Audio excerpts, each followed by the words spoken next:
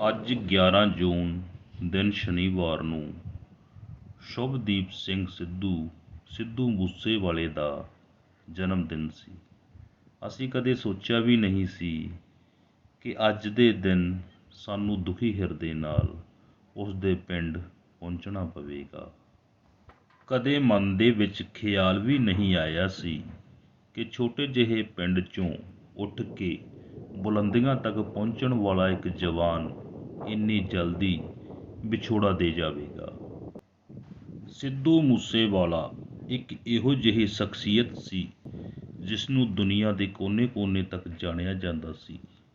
ਬਹੁਤ ਥੋੜ੍ਹੇ ਸਮੇਂ ਵਿੱਚ ਕਰੋੜਾਂ ਦਿਲਾਂ ਵਿੱਚ ਉਸਨੇ ਆਪਣੀ ਜਗ੍ਹਾ ਬਣਾ ਲਈ ਸੀ। ਪਰ ਜ਼ਾਲਮਾਂ ਨੇ ਇਹੋ ਜਿਹਾ ਜ਼ੁਲਮ ਕੀਤਾ, ਮਾਂ-ਬਾਪ ਤੋਂ ਉਹਨਾਂ ਦਾ ਹੀਰੇ ਵਰਗਾ ਪੁੱਤ ਖੋਹ ਲਿਆ ਤੇ ਕਰੋੜਾਂ ਪ੍ਰਸ਼ੰਸਕਾਂ ਦਾ ਦਿਲ ਤੋੜ ਕੇ ਰੱਖ ਦਿੱਤਾ। ਜਿਸ ਘਰ ਵਿੱਚ ਖੁਸ਼ੀਆਂ ਹੋਣੀਆਂ ਸੀ, ਉੱਥੇ ਅੱਜ ਉਦਾਸੀ ਛਾ ਗਈ। ਸਿੱਧੂ ਮੂਸੇਵਾਲਾ ਦਿਲੋਂ ਇੱਕ ਪੇਂਡੂ ਸੁਭਾਅ ਦਾ ਸ਼ਖਸ ਸੀ। ਆਪਣੇ ਪਿੰਡ ਨੂੰ ਪਿਆਰ ਕਰਨ ਵਾਲਾ, ਆਪਣੇ ਪਿੰਡ ਦੀ ਮਿੱਟੀ ਨੂੰ ਪਿਆਰ ਕਰਨ ਵਾਲਾ, ਆਪਣੇ ਖੇਤਾਂ ਨੂੰ ਪਿਆਰ ਕਰਨ ਵਾਲਾ ਬੰਦਾ ਸੀ। ਤਾਂ ਹੀ ਤਾਂ ਉਹ ਟਰੈਕਟਰ ਰੱਖਦਾ ਸੀ, ਉਹਨੂੰ ਟਰੈਕਟਰ ਚਲਾਉਣ ਦਾ ਬੜਾ ਸ਼ੌਂਕ ਸੀ। ਹੋਰ ਔਜ਼ਾਰ ਕਿੰਨਾ ਕੁਛ, ਪਿੰਡਾਂ ਦੇ ਵਿੱਚ ਵਿਚਰਨਾ, ਲੋਕਾਂ ਦੇ ਵਿੱਚ ਵਿਚਰਨਾ ਉਹਨੂੰ ਪਸੰਦ ਸੀ।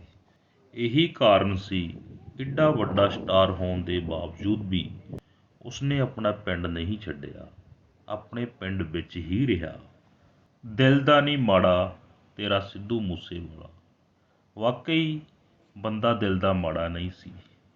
ਤਾਂ ਹੀ ਤਾਂ ਉਸਨੂੰ ਜੋ ਸੱਚ ਨਜ਼ਰ ਆਉਂਦਾ ਸੀ, ਜੋ ਉਹ ਮਹਿਸੂਸ ਕਰਦਾ ਸੀ, ਆਪਣੇ ਗੀਤਾਂ ਵਿੱਚ ਬਿਆਨ ਕਰ ਦਿੰਦਾ ਸੀ।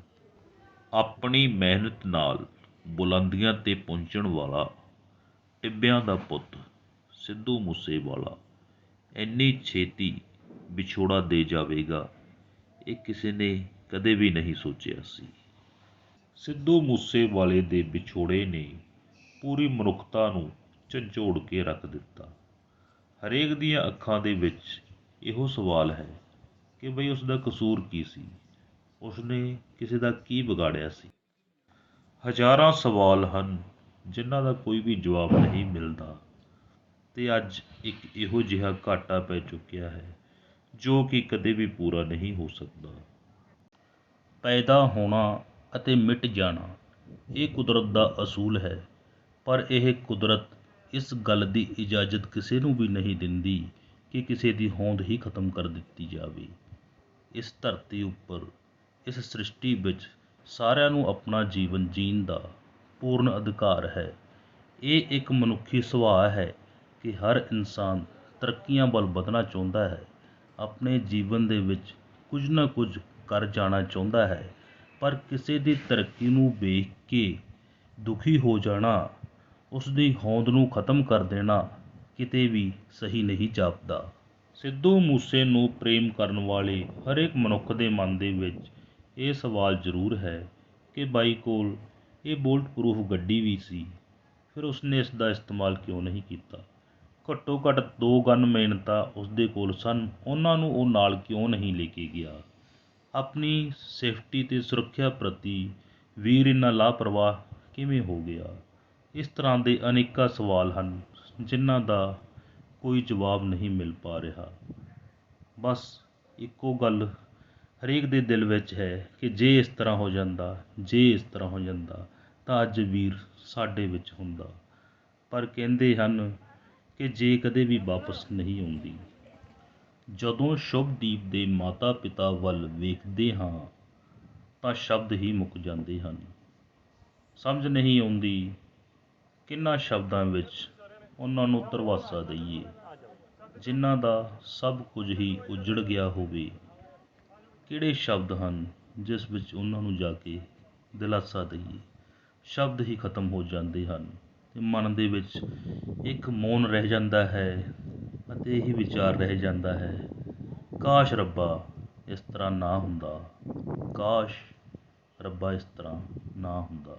ਸਿੱਧੂ ਮੂਸੇ ਨੂੰ ਪਿਆਰ ਕਰਨ ਵਾਲੇ ਪਹਿਲਾਂ ਵੀ ਆਉਂਦੇ ਸਨ, ਅੱਜ ਵੀ ਆ ਰਹੇ ਹਨ, ਪਰ ਅੱਜ ਹਰੇਕ ਦਾ ਦਿਲ ਦੁੱਖ ਤੇ ਪੀੜਾ ਨਾਲ ਭਰਿਆ ਪਿਆ ਹੈ, ਜਿਸ ਦਾ ਕਿ ਕੋਈ ਵੀ ਹੱਲ ਨਹੀਂ ਲੱਭ ਰਿਹਾ, ਕੋਈ ਵੀ ਤੋੜ ਨਹੀਂ ਲੱਭ ਰਿਹਾ। ਇਹਨਾਂ ਰਾਹਾਂ 'ਤੇ ਵਿਚਰਨ ਵਾਲਾ ਸ਼ੁਭਦੀਪ, ਮਾਪਿਆਂ ਦੀ ਝੋਲੀ ਕਦੇ ਨਾ ਮੁੱਕਣ ਵਾਲਾ ਇੰਤਜ਼ਾਰ ਪਾ ਕੇ ਪਤਾ ਨਹੀਂ ਕਿੱਥੇ ਚਲਾ ਗਿਆ। ਤੁਰ ਚੱਲੀ ਤੂੰ ਜਿੰਦੜੀਏ ਨੀ ਖਾਲੀ ਹੱਥ ਕਰਕੇ, ਤੁਰ ਚੱਲੀ ਤੂੰ ਜਿੰਦੜੀਏ ਨੀ ਖਾਲੀ ਹੱਥ ਕਰਕੇ। ਇਹ ਉਹੀ ਸਥਾਨ ਹੈ ਜਿੱਥੇ ਜ਼ਾਲਮਾਂ ਨੇ ਆਪਣੀ ਘਟੀਆ ਕਰਤੂਤ ਨੂੰ ਅੰਜਾਮ ਦਿੱਤਾ। ਪਤਾ ਨਹੀਂ ਉਹਨਾਂ ਦੇ ਮਨ ਦੇ ਵਿੱਚ ਕਿੰਨਾ ਕੁ ਜ਼ਹਿਰ ਸੀ, ਕੀ ਸੀ ਉਹਨਾਂ ਦੇ ਮਨ ਦੇ ਵਿੱਚ, ਜਿਨ੍ਹਾਂ ਨੇ ਰੱਤੀ ਭਰ ਵੀ ਤਰਸ ਨਹੀਂ ਕੀਤਾ। ਘੱਟੋ ਘੱਟ ਕਿਸੇ ਨੂੰ ਮਾਰਨ ਲੱਗਿਆ ਉਸਦੇ ਮਾਂ-ਬਾਪ ਨੂੰ ਹੀ ਦੇਖ ਲਓ, ਉਸਦੇ ਸਕਿਆਂ ਨੂੰ ਹੀ ਦੇਖ ਲਓ। ਕੀ ਕਿਸੇ ਇਨਸਾਨ ਦਾ ਕੋਈ ਏਡਾ ਵੱਡਾ ਕਸੂਰ ਵੀ ਹੋ ਸਕਦਾ ਹੈ ਕਿ ਉਸਦੀ ਹੋਂਦ ਨੂੰ ਹੀ ਖਤਮ ਕਰ ਦਿੱਤਾ ਜਾਵੇ? ਸਮਝ ਨਹੀਂ ਆਉਂਦੀ। ਇਹੋ ਜਿਹੇ ਕਿੰਨੇ ਹੀ ਸਵਾਲ ਹਨ। ਕੀ ਇੰਨਾ ਹੀ ਜ਼ਰੂਰੀ ਹੈ ਕਿ ਕਿਸੇ ਵੀ ਇਨਸਾਨ ਦੀ ਹੋਂਦ ਨੂੰ ਖਤਮ ਹੀ ਕਰ ਦਿੱਤਾ ਜਾਵੇ? ਕੋਈ ਮਸਲੇ ਹੋ ਸਕਦੇ ਹਨ, ਕੋਈ ਵਿਚਾਰਾਂ ਵਿੱਚ ਫਰਕ ਹੋ ਸਕਦਾ ਹੈ, ਕਿਉਂਕਿ ਕਦੇ ਵੀ ਇਨਸਾਨ ਦੇ ਵਿਚਾਰ ਇੱਕੋ ਜਿਹੇ ਨਹੀਂ ਹੋ ਸਕਦੇ। ਪਰ ਇਸ ਦਾ ਮਤਲਬ ਇਹ ਤਾਂ ਨਹੀਂ ਕਿ ਕਿਸੇ ਨੂੰ ਜਾਨੋਂ ਹੀ ਮਾਰ ਦਿੱਤਾ ਜਾਵੇ। ਇੱਥੇ ਗੋਲੀਆਂ ਦੇ ਲੱਗੇ ਹੋਏ ਨਿਸ਼ਾਨ, ਥਾਂ ਥਾਂ 'ਤੇ ਗੋਲੀਆਂ ਲੱਗੀਆਂ ਹੋਈਆਂ, ਦੇਖ ਕੇ ਅੰਦਾਜ਼ਾ ਲਗਾ ਸਕਦੇ ਹਾਂ ਕਿ ਕਿੰਨੀ ਬੁਰੀ ਤਰ੍ਹਾਂ ਉਹਨਾਂ ਨੇ ਹਮਲਾ ਕੀਤਾ। ਇਸ ਜਗ੍ਹਾ 'ਤੇ ਘੇਰ ਕੇ ਪਤਾ ਨਹੀਂ ਕਿੰਨੇ ਕੁ ਦਿਨਾਂ ਦਾ ਉਹ ਇਹ ਮਨਸੂਬਾ ਬਣਾਈ ਬੈਠੇ ਸੀ। ਹਰੇਕੀ ਕਰ ਰਹੇ ਸਨ, ਪੂਰੀ ਪੜਤਾਲ ਕਰ ਰਹੇ ਸਨ, ਅਤੇ ਸਮਝ ਨਹੀਂ ਆਉਂਦੀ ਕਿ ਬਾਈ ਆਪਣੀ ਸੁਰੱਖਿਆ ਦੇ ਪ੍ਰਤੀ ਇੰਨਾ ਢਿੱਲਾ ਅਤੇ ਲਾਪਰਵਾਹ ਕਿਵੇਂ ਹੋ ਗਿਆ। ਪਤਾ ਨਹੀਂ ਕਿੰਨੇ ਹੀ ਸਵਾਲ ਹਨ ਜਿਨ੍ਹਾਂ ਦਾ ਕੋਈ ਜਵਾਬ ਨਹੀਂ ਮਿਲਦਾ। ਉਹ ਗੋਲੀਆਂ ਜਿਹੜੀਆਂ ਕੰਧਾਂ ਨੂੰ ਵੀ ਪਾਰ ਕਰ ਗਈਆਂ, ਲੋਹੇ ਦੀਆਂ ਟੀਨਾਂ ਨੂੰ ਵੀ ਪਾਰ ਕਰ ਗਈਆਂ, ਇੱਕ ਮਨੁੱਖੀ ਸਰੀਰ ਨੂੰ ਕਿਉਂ ਨਹੀਂ ਬਿੰਨ੍ਹ ਕੇ ਰੱਖ ਦੇਣਗੀਆਂ? ਕਿਹੋ ਜਿਹੇ ਹਥਿਆਰਾਂ ਨਾਲ, ਘਾਤਕ ਹਥਿਆਰਾਂ ਨਾਲ ਬਾਈ ਉੱਪਰ ਹਮਲਾ ਕੀਤਾ ਗਿਆ, ਸਮਝ ਨਹੀਂ ਆਉਂਦੀ। ਕਿਸੇ ਨੇ ਸੋਚਿਆ ਵੀ ਨਹੀਂ ਸੀ ਕਿ ਇਸ ਸਥਾਨ 'ਤੇ ਵੀਰ ਦੇ ਅੰਤਿਮ ਸਵਾਸ ਹੋਣਗੇ। ਜਿਸ ਦਿਨ ਬਾਈ ਇੱਥੋਂ ਲੰਘਿਆ ਜਾ ਰਿਹਾ ਸੀ, ਉਸਨੂੰ ਕੀ ਪਤਾ ਸੀ ਕਿ ਅਗਲੇ ਹੀ ਪਲ ਉਸ ਉੱਪਰ ਇੱਕ ਜਾਨਲੇਵਾ ਹਮਲਾ ਹੋਣ ਵਾਲਾ ਹੈ। ਕੁਛ ਨਹੀਂ ਪਤਾ ਲੱਗਦਾ ਇਸ ਜੀਵਨ ਦਾ, ਕਿੱਥੇ ਕੀ ਹੋ ਜਾਣਾ ਹੈ, ਕੌਣ ਤੁਹਾਡੀ ਸੂਹ ਦੇ ਵਿੱਚ ਬੈਠਾ ਹੈ, ਕਿਸ ਦੇ ਦਿਲ ਵਿੱਚ ਕੀ ਹੈ, ਕੁਝ ਨਹੀਂ ਪਤਾ। ਹੁਣ ਤਾਂ ਲੱਗਦਾ ਹੈ ਕਿ ਇਸ ਸੰਸਾਰ ਦਾ ਰੱਬ ਹੀ ਰਾਖਾ ਹੈ। ਕੁਝ ਵੀ ਸਮਝ ਨਹੀਂ ਲੱਗਦਾ। ਸਵਾਲਾਂ ਵਿੱਚ ਘਿਰੇ ਪਏ ਹਾਂ।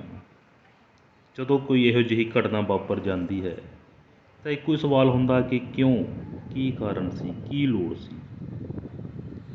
ਇਹਨਾਂ ਸਵਾਲਾਂ ਦੀ ਕਦੇ ਜਵਾਬ ਨਹੀਂ ਮਿਲਦੇ। ਇੱਥੇ ਵੀਰ 'ਤੇ ਜਿਹੜੀ ਜਗ੍ਹਾ ਆਪਾਂ ਦੇਖ ਰਹੇ ਹਾਂ, ਜਿੱਥੇ ਆਹ ਗੱਡੀ ਖੜ੍ਹੀ ਹੈ, ਇੱਥੇ ਬਾਈ ਦੀ ਗੱਡੀ ਉੱਪਰ ਹਮਲਾ ਕੀਤਾ ਗਿਆ। ਅੰਧਾ-ਧੁੰਦ ਉਹਨਾਂ ਉੱਪਰ ਗੋਲੀਆਂ ਚਲਾ ਕੇ ਉਹਨਾਂ ਦੇ ਸਰੀਰ ਨੂੰ ਬਿੰਨ੍ਹ ਦਿੱਤਾ ਗਿਆ। ਬੜਾ ਦੁੱਖ ਹੁੰਦਾ ਹੈ, ਪਰ ਸਮਾਂ ਲੰਘਿਆ ਹੋਇਆ ਹੱਥ ਨਹੀਂ ਆਉਂਦਾ। ਪਤਾ ਨਹੀਂ ਹੁੰਦਾ ਕਿ ਕਿਸ ਵੇਲੇ ਕੀ ਹੋਣਾ ਹੈ। ਸਿੱਧੂ ਮੂਸੇਵਾਲਾ ਲੋਕਾਂ ਦੇ ਦਿਲਾਂ ਵਿੱਚ ਆਪਣੀ ਛਾਪ ਛੱਡ ਗਿਆ ਹੈ, ਜਿਸ ਨੂੰ ਕਿ ਕੋਈ ਵੀ ਕਦੇ ਵੀ ਖਤਮ ਨਹੀਂ ਕਰ ਸਕਦਾ।